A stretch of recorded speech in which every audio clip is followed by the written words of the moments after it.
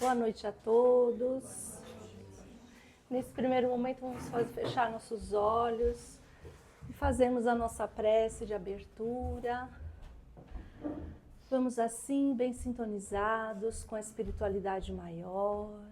Vamos projetando a imagem de Jesus aqui neste salão, nos abençoando de braços abertos, nos envolvendo com imenso carinho. Vamos agora, nesses instantes, deixando um pouco de lado os nossos afazeres, as nossas preocupações.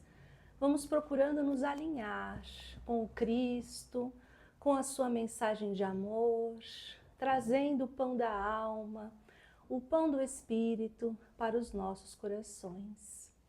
E assim, bem sintonizados, vamos iniciando o Evangelho desta noite. Graças a Deus. O capítulo de hoje é o capítulo 2 do Evangelho segundo o Espiritismo, intitulado O Meu Reino Não É Deste Mundo. Então, Allan Kardec, ele era um pedagogo, né? Então, até a ordem das lições do Evangelho, elas vêm numa sequência gradativa de conhecimentos, né? Começando pelo capítulo 1, Meu Reino Não É Deste Mundo, e hoje a gente vai falar um pouco o capítulo 1, Não Vim Destruir a Lei, e o capítulo 2 de hoje, que nós vamos comentar um pouquinho mais, é Meu Reino Não É Deste Mundo, né? Primeiro ele não vem destruir a lei, né? E exemplifica com o seu amor isso. E aí nesse segundo momento a gente para observar essa frase que foi dita a Pilatos numa resposta, né? Porque o Pilatos, quando Jesus é preso, Pilatos indaga para ele, né? Então, és o rei dos judeus? Porque Pilatos estava um pouco incomodado, né? Com outra pessoa de igual poder a ele, que fosse ali tirar algum poder dele. Então ele fala de uma forma até irônica, zombeteira, né? És rei, és o rei dos judeus, tentando diminuir Jesus, apequená-lo, como se fosse possível. E Jesus responde que sim, que ele era rei, mas o reino dele não era deste mundo. E ele diz, porque se fosse assim, os meus servos pelejariam para impedir que eu caísse nas mãos dos judeus. O meu reino não é aqui. Então Pilatos fica um pouco confuso com essa resposta, sem entender, né? Como assim? Ele era rei, mas o reino... Então ele não queria tomar, né, o poder de Pilatos? E aí nesse capítulo, o Allan Kardec, ele vai explicando isso, e ele tem um ponto muito interessante dentro desse capítulo, chamado O Ponto de Vista. Porque aí, como Jesus diz que o reino dele não é aqui, então aonde seria o reino de Deus? E aí o Kardec diz assim, a ideia nítida e precisa que se tem da vida futura proporciona uma fé inabalável no futuro. Olha o que Kardec fala, que quando você tem uma ideia nítida de uma vida além desta vida material, ele te traz uma fé inabalável. Fé inabalável que não se abala, nada abala essa fé no futuro. Essa fé tem enormes consequências na moralização dos homens, pois muda completamente o ponto de vista sob o qual eles encaram a vida terrena. Então basta a gente querer entender assim o mundo de hoje, que está com tantas tragédias, tantas situações que a gente não entende, né? É filho tirando a vida de pai, é pai abusador, é tantas tragédias e questões que você fala, nossa, esse mundo está perdido, não é? Porque, na verdade, está em transformação. Se a gente só olha por esse ponto de vista, o ponto de vista daqui, a nossa esperança fica muito pequena, não é? A gente perde as forças, perde a esperança, a gente fica perdido junto com o mundo que se encontra perdido. Então aqui o Allan Kardec faz um pedido para que a gente possa trocar o nosso ponto de vista. A gente não vai olhar o mundo com os olhos daqui somente, com essa única vida que nós estamos vivendo.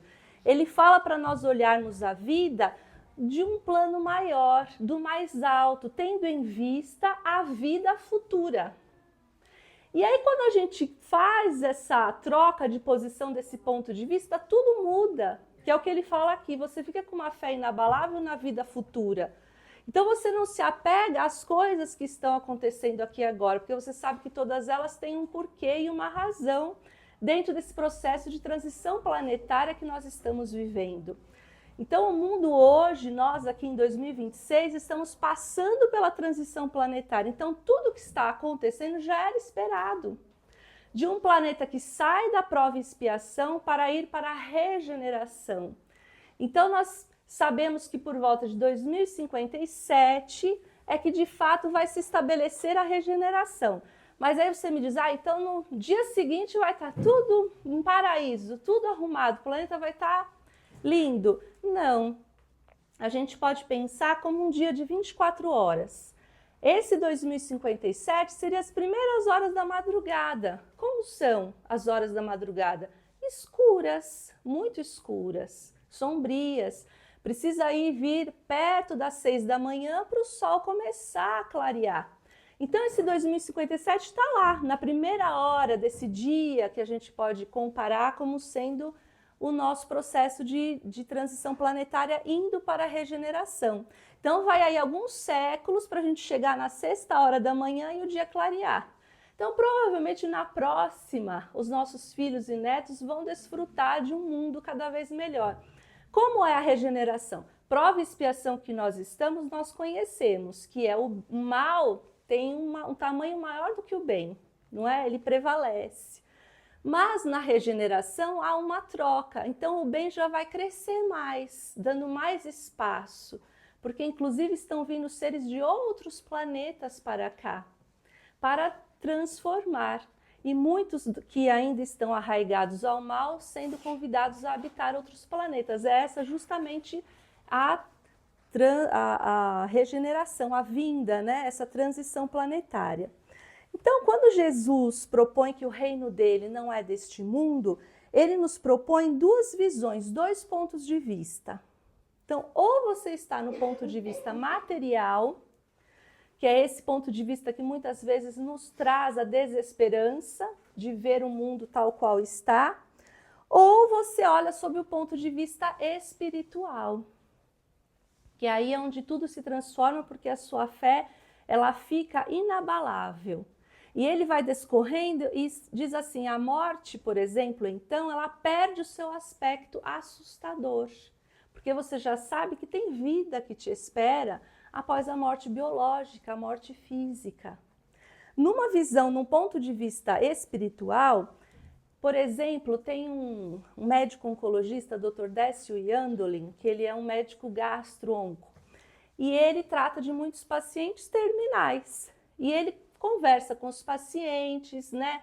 E os pacientes contam a vida deles e tal. E ele percebe que tem muitos pacientes que desencarnam, que morrem doentes pela doença, mas morrem curados. Então, eles morrem pela doença e morrem curados. Numa visão material, você fala, ai, morreu, doente. Você tem uma visão materialista que acabou. E a nossa visão espiritual? Da espiritualidade que está esperando, nossa, meu filho, você veio com resgate, essa doença terrível. Mas olha o seu perispírito como é que está limpo, como é que chegou para nós, você chegou curado.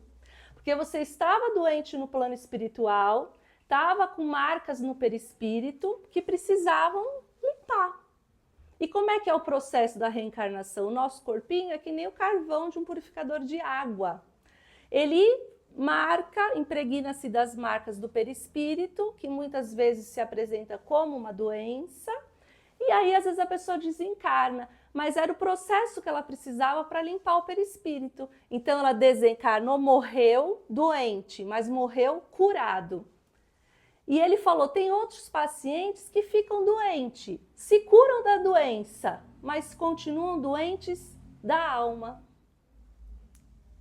Então, olha a visão espiritual que esse médico nos traz. E às vezes a pessoa tem uma doença grave, ela se cura, mas ela volta a ter os mesmos comportamentos. Aqui não mudou e nem aqui mudou. Então, a alma dela ainda está adoecida. Então ela está curada do físico, mas a alma está adoecida. Provavelmente uma alma adoecida traz problemas para o corpo. E muitas vezes alguém doente que está com a alma já se regenerando limpa, se cura. Percebem como a visão se altera? Quando nós temos a visão espiritual, que o Allan Kardec pede para a gente ter aqui, assim, tendo essa visão, na verdade, ele fala assim, que na visão materialista, por duvidar da vida futura, é que o homem dirige toda a sua atenção para a vida terrena. Então, o homem que só tem a visão material, ele entrega tudo para a vida terrena. Então, ele acorda, ele trabalha, ele come, ele faz todas as funções e fica assim a vida inteira. Em nenhum momento ele para fazer uma prece. Essa criatura da visão material, ela não para pensar de onde ela veio. Para onde eu vou? O que eu estou fazendo aqui? Por que tal situação aconteceu comigo, no meu lar? E a casa da vizinha está ótima e a minha casa está destruída. Por quê? Será que Deus fica lá jogando dados? Olha, esse vai sofrer, esse vai morrer jovem, aquele vai viver muito bem, aquele vai ganhar na loteria, aquele vai viver na pobreza e vai morrer. Será que é assim? Se nós somos tão inferiores e pais e mães, a gente não tem coragem de fazer distinção entre dois filhos? Nós todos aqui, a gente não tem. Se a gente tem 3, 4, 5, 2, a gente faz o mesmo que faz para um, faz para o outro. A gente não tem coragem de distinguir. Ainda mais Deus, que é o nosso Pai, jamais faria isso. Então, numa visão espiritual, do ponto de vista que o Allan Kardec nos traz, a gente vê a vida com outro olhar. A gente compreende todos os conflitos, os dramas que nós vivemos. Tem uma razão e um motivo que pode não estar claro aqui. Você fala, não estou entendendo por que isso está acontecendo comigo. Mas, confiando em Deus, a gente sabe que as respostas muitas vezes estão lá, em outras existências que nós tivemos, que justificam muito do que nos acontece aqui. Então, o tempo todo a gente está plantando sementes e estamos colhendo também as que a gente já plantou lá atrás. Muitas a gente não se recorda, mas plantamos e vem essa colheita, né? É a frase tão conhecida, a semeadura é livre e a colheita ela é obrigatória. A gente não tem como escapar. Aí falar, mas Deus é tão ruim, né? Porque cobra assim? Não, porque essa cobrança ela é com misericórdia. Então, se eu errei num grau 10, fiz uma coisa terrível para alguém, se eu me regenero, penso no bem, pratico o bem, me arrependo do que fiz e começo a praticar o bem, às vezes você vai ressarcir esse débito num grau 6, num grau 5. Então Deus não é maldoso, cruel, ele não fica lá anotando tudo, não. Ele é misericordioso e ele nem nos cobra à vista, não. Ele parcela em várias encarnações, dá tempo para a gente fazer o resgate que precisa. Muitas vezes a gente erra numa encarnação e acha que é na próxima que a gente vai resgatar. Às vezes não. Às vezes é depois de 3 encarnações. Às vezes hoje a gente está resgatando uma coisa que a gente fez há 7 séculos atrás. Porque Deus, ele entende o melhor momento que nós estamos prontos para fazer aquele resgate. Ele não coloca um peso maior do que o nosso ombro pode suportar. Então é muito importante nós começarmos a ter a maturidade dessa visão espiritual, porque senão a gente se assemelha às criancinhas, tendo uma visão apenas material, que aqui acaba com a morte, né? Que a gente se iniciou no berço e a gente termina no túmulo, jamais, não é? Nós temos uma única vida? Temos, como diria o Paulo de Tarso, né? Até os nossos irmãos evangélicos falam, mas esse pessoal que fala da reencarnação não ouviu Paulo de Tarso? Que vida é uma só. E a gente concorda, vida é uma só. Nós temos uma vida, mas nós temos várias existências. Então, ora você mergulha na carne, sai da carne, mergulha da carne, sai da carne, até você fazer toda a sua trajetória evolutiva, sem deixar de estar vivo. Nós nunca deixamos de viver, jamais. Nós somos infinitos, imortais. Nunca vamos deixar de existir. Sempre em progresso, sempre. É só observar as estrelas, os planetas, os mundos. Nós também progredimos junto com eles. O Kardec traz a frase bonita, olha, a humanidade se perde na imensidão com as estrelas do firmamento. Olha a visão crescendo, você não fica numa visão materialista ali restrita.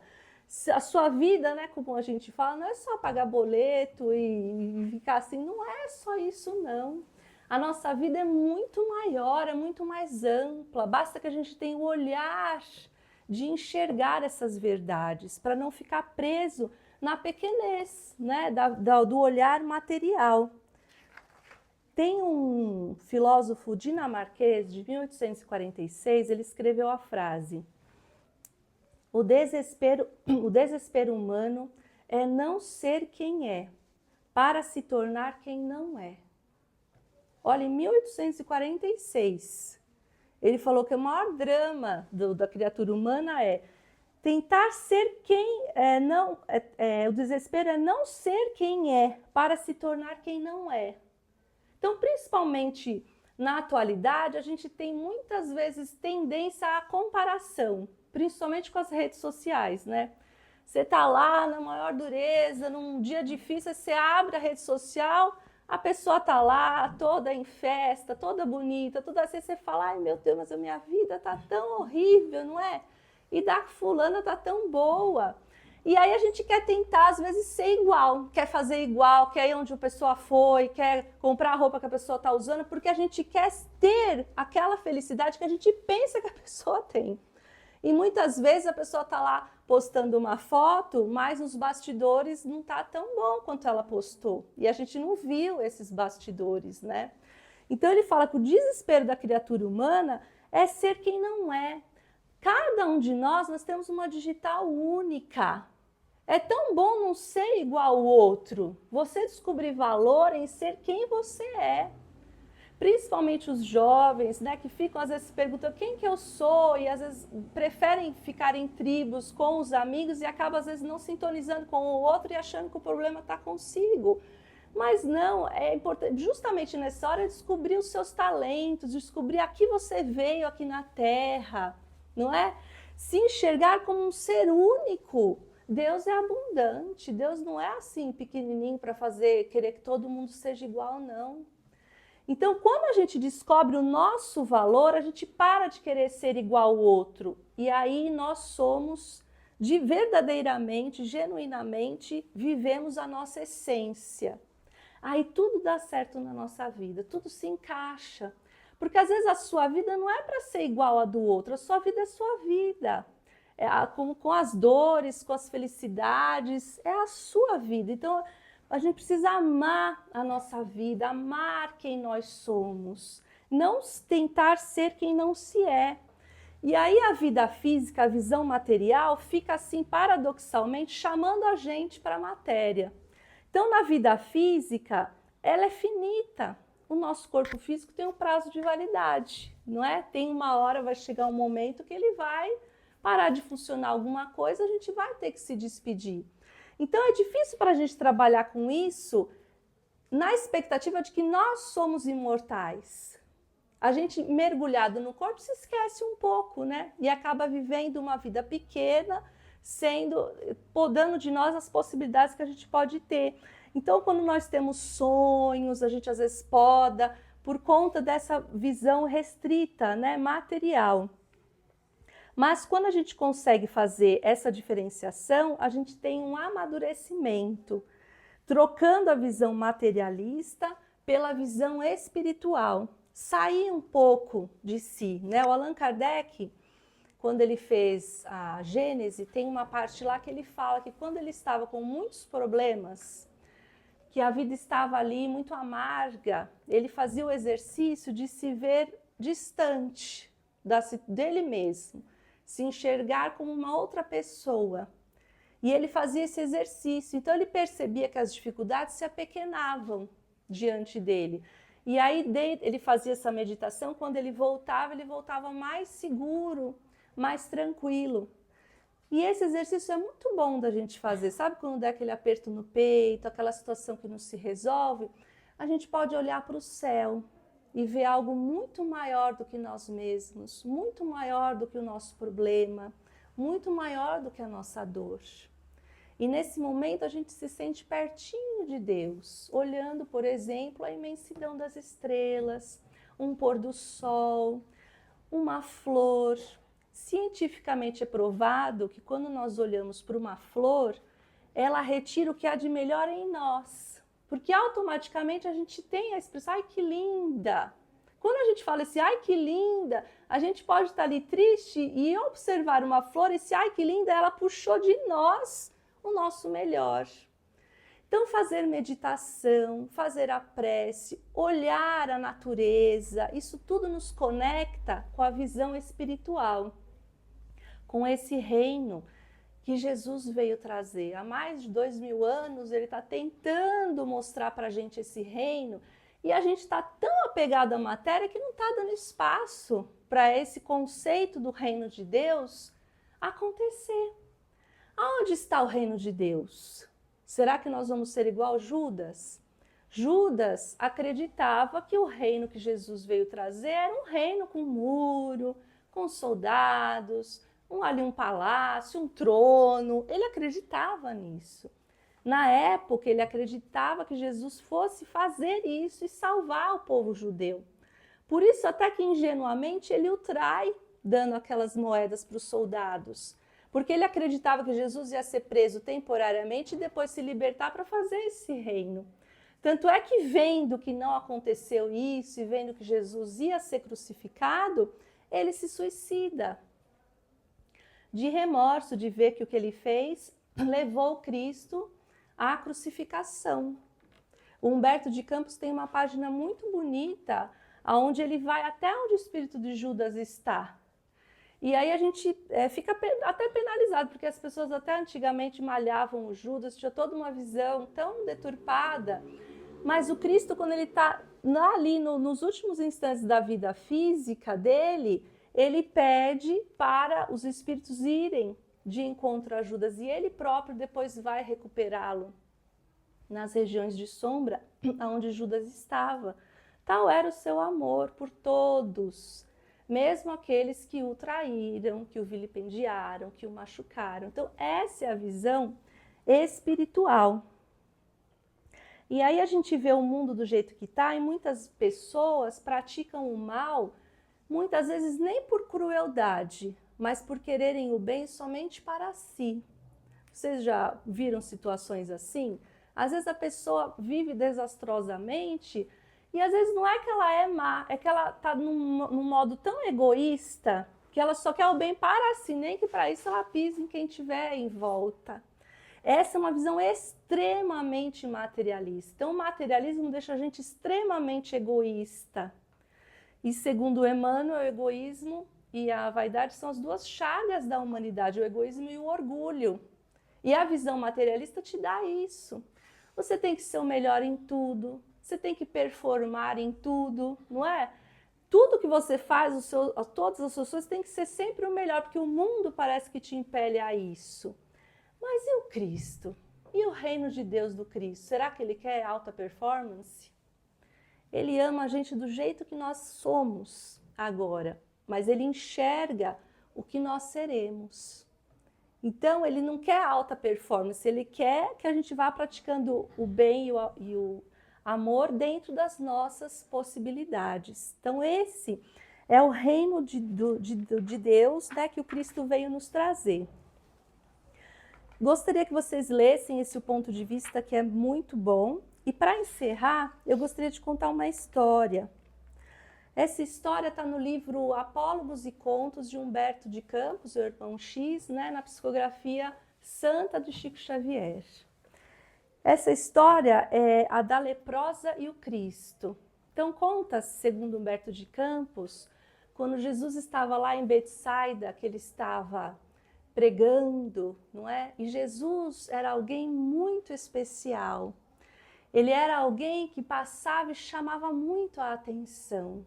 Ele teve os traços de Maria. Então a gente vê, às vezes até passou antigamente na televisão como Jesus seria, não é? Mas não tem nada a ver com aquilo. Porque nós temos, historicamente, uma carta feita por Públio Lentulus, que foi o senador romano que viu Jesus, e ele descreve. Então, Jesus tinha os traços de Maria, ele era um homem muito belo. O seu olhar atravessava, assim, quem o cruzasse. A presença dele era majestosa. Ele era um rei, mas sem todas as coisas de um reinado humano.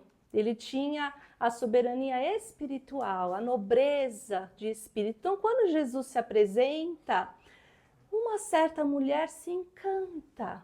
Ela olha para ele, e nós sabemos através da Joana de Anjos que o início do amor é justamente a atração física. Quando ela olha para Jesus, ela se apaixona. E ela vai próxima a ele, ela que era uma meretriz, e ela era muito bonita. Pensa numa mulher linda, era essa. De cabelos longos, de corpo bem feito, ela era estonteante, os homens ficavam assim, extasiados, e ela se aproxima do Cristo e fala: Nazareno, estrangeiro, você é nazareno, vejo pelos seus cabelos que eram repartidos ao meio. Hoje é meu aniversário e eu gostaria de te convidar para a minha festa, que é logo ali. Te dou a entrada, facilidades para você entrar na festa. Gostaria muito que você viesse, porque vejo em teu olhar um brilho diferente. O Cristo olha para ela, compreende o que ela estava propondo e diz: hoje não, minha filha, mais tarde talvez. E ela insiste: mas Nazareno, eu sou muito cobiçada na cidade. Já rejeitei 3 homens que hoje, como por ser uma data especial, queriam passar a noite comigo, mas escolho a ti. E ela olha para ele e diz: vejo um brilho em teu olhar e ajo assim por te amar. E o Cristo diz: não, minha filha, essa noite não, mais tarde. E ela insiste: mas eu vou pegar uma bacia de prata, lavarei teus pés cansados da viagem, enxugarei com os meus próprios cabelos. Fica. Não, minha filha, hoje não posso. E ela, assim, tomada de um desespero por ele não aceitar, ela diz: então fica na minha casa, mas não faça nada só para eu ficar te observando durante toda a noite e poder dizer que estive com o homem mais belo. E ele diz: não, minha filha, essa noite eu não posso. Um dia, quem sabe? E se vai. Passam-se 2 anos e Jesus estava nas suas pregações costumeiras, curando, falando, quando vem uma senhora e cochicha no ouvido dele se ele poderia atender uma mulher que estava numa penúria, ali perto das grutas onde ele estava pregando. E ele diz: muito bem. Ele vai se chegando, se aproximando das grutas e percebe que ela estava num estado muito deplorável.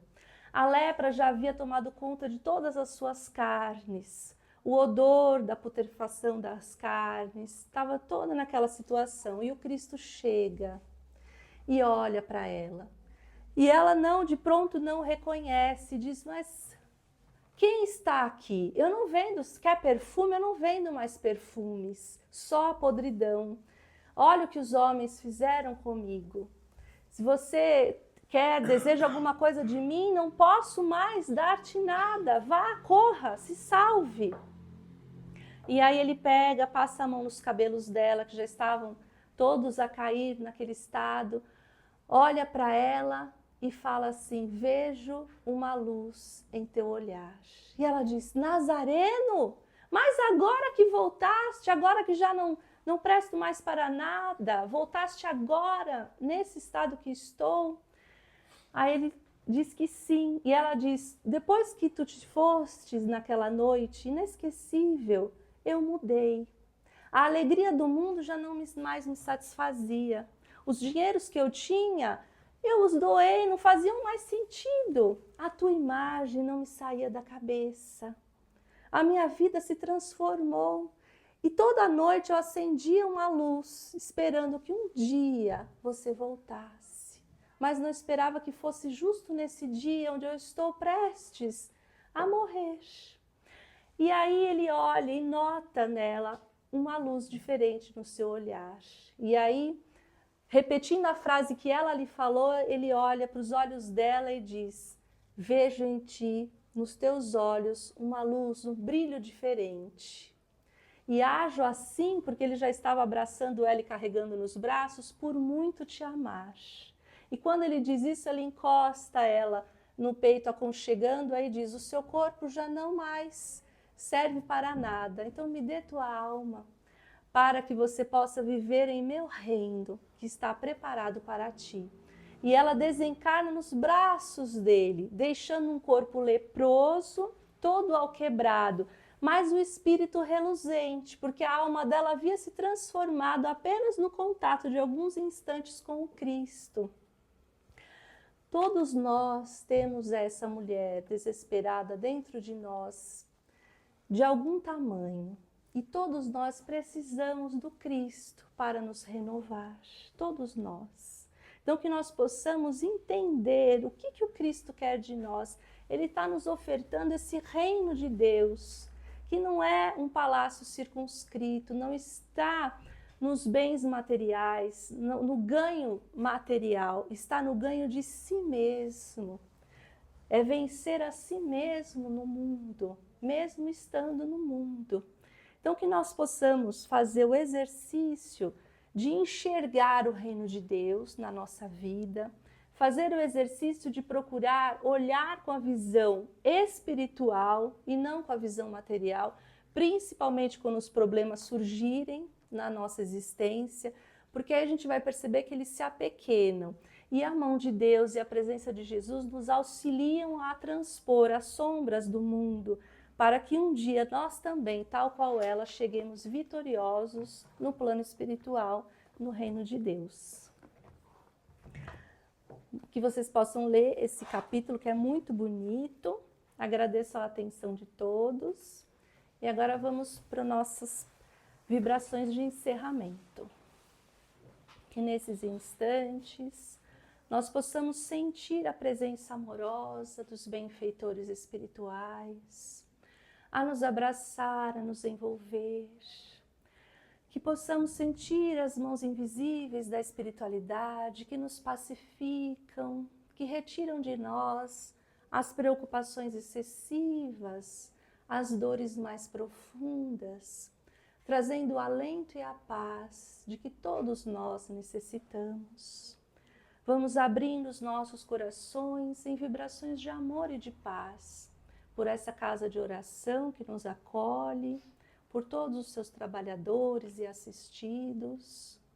Vamos também fazendo ponte de luz ao nosso lar, que possamos visualizar as portas e as janelas abertas, que a presença do Cristo esteja nele, que cada cômodo receba esta luz imensa e que todos que moram conosco também possam estar iluminados, animaizinhos e plantas também possam receber esta luz que tudo limpa, que tudo harmoniza. Vamos também no nosso ambiente de trabalho, levando luz aos companheiros de trabalho, ao nosso ambiente, prosperidade, harmonia. E vamos finalmente vibrando luz pelo nosso planeta, que sob a égide de Jesus ele possa estar abastecido de esperança, de amor, de paz, de solidariedade, de fraternidade, e que em cada lar e em cada coração possam ecoar como norma e conduta estes ensinamentos trazidos por Jesus. E que a paz dele nos acompanhe agora e sempre. Graças a Deus.